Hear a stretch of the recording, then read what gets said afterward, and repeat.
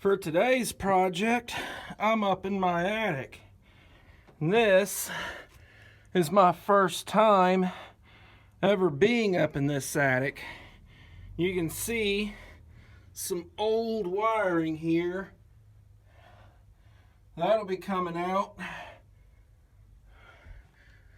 Yeah, like I said, this is my first time ever being in this attic. I've been in the attic in the house next door plenty of times, but for today, my project is running the wiring for the living room ceiling fan. You can see that yellow Romex sticking out down there where I drilled a hole through that top plate down there and shoved that Romex up through the wall. Now I got to drill a hole there, pull that wiring on through. Well, we're just getting close to done here. I'm all finished up in the attic. Well, I'm all finished up in the attic here. All that's left is down here below. Got the wiring pulled into all the boxes. Got the ceiling fan box mounted, and yes, that is a ceiling fan rated metal box. Got wiring pulled through there. Had to cut that big hole in the wall to drill a hole in that top plate to run those wires through. Got them pulled down here into this double gang box. And of course, this 14.2 is for the input for the front porch light.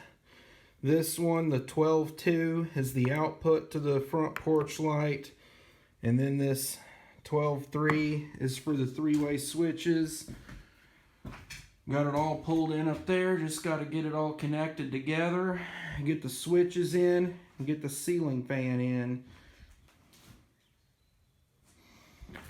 And I did run 14.2 up there and tie into my temporary line before the YouTube fire brigade gives me a whole lot of shit about that. Do realize it's only temporary.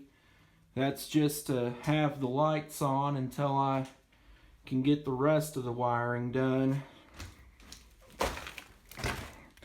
I've only just done the wiring for the living room ceiling fan and porch light. I haven't started doing any wiring for any receptacles yet. These crappy old things are still mounted to the baseboard. At least two of them are.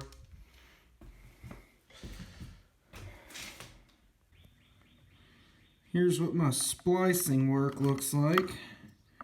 Soldered. I solder with a butane torch here. And that is not standard electrical tape. That is friction tape. Old school style. It's the cloth stuff. If you've ever seen old houses wired in the 50s or 60s, you may have seen this exact thing here. Wires soldered and wrapped up in friction tape.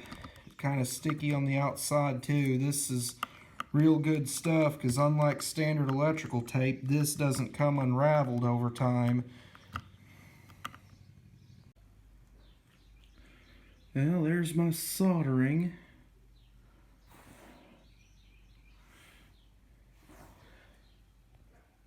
This is the torch I did it with. Same little Bernzomatic torch I've had for 4 years. Rosin core solder 4060. And there's my friction tape wrap up here, stuffed up inside the box.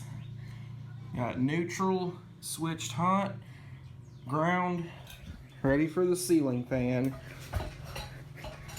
And I got the switches put in too. 3 ways for the living room light. Regular toggle for the porch light. More friction tape goodness, soldered of course. Well, there it is, all complete. Let's go turn on the breaker, see if it works.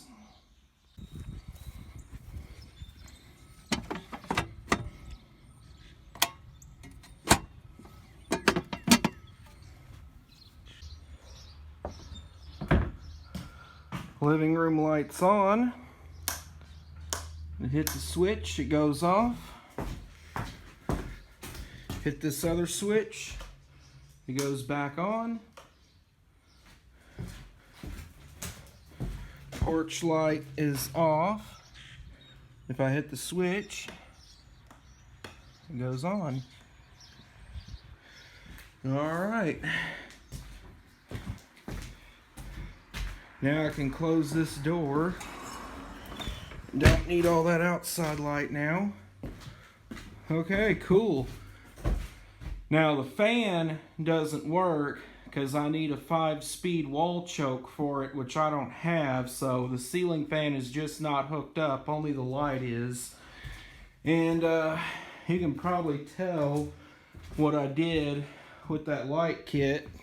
I took that 3-way 70s light fixture I had in here, took this mounting base off of it, and attached it to the ceiling fan.